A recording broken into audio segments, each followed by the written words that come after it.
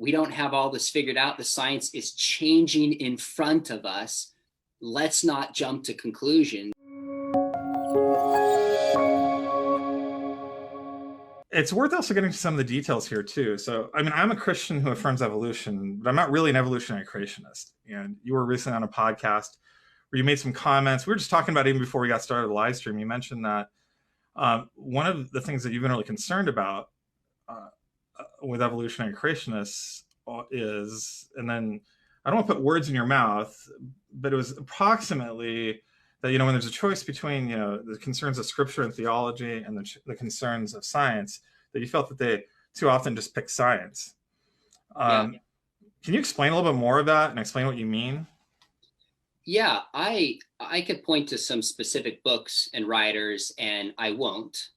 But in my research on this issue, there's a number of times where people have said things like, we know Darwinian evolution, whatever label you want to give it, is true.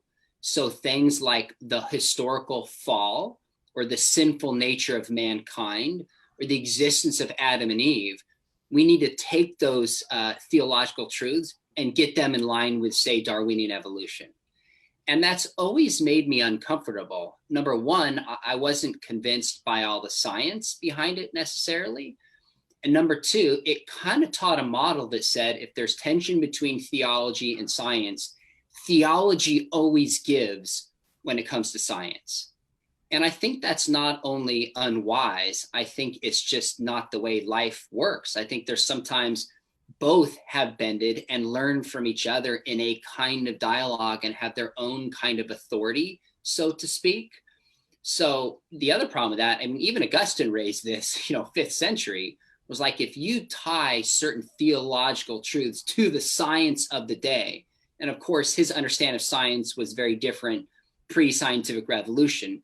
But nevertheless, if you tie it to the science of the day and the science changes, you have done serious damage to theology. So even he saw that 1,500 years ago, that there's a mistake to do that. So I have critiques of a number of different camps, but it tends to be in whatever title you want to use: theistic evolution, evolutionary creationists, and not all of them. But at times I see a pattern where they say, well, science has proven this beyond a shadow of a doubt. We know this as much as we know that the earth is not flat.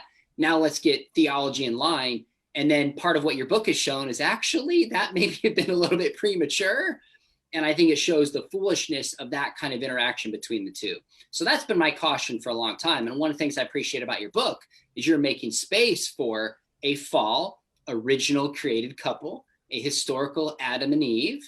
And I know that raises questions to people outside the garden, but you're trying to make space for that within an evolutionary model, saying they're not necessarily in conflict.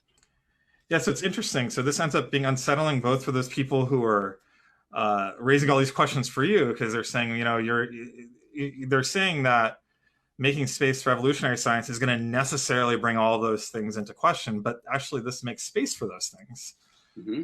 And then it also really ends up putting a challenge forward to a lot of people who thought that they were kind of being progressive and on top of things by just giving way on theology for what settled science was, but maybe the science wasn't as settled as we thought.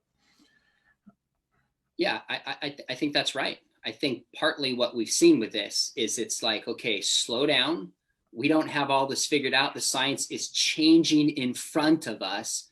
Let's not jump to conclusions. In fact, some of the things you said in your interview I saw with William Lane Craig recently, you're like, there never will be a time where everybody agrees on all these issues because of the stubbornness of human beings, because of theological assumptions for a whole range of issues.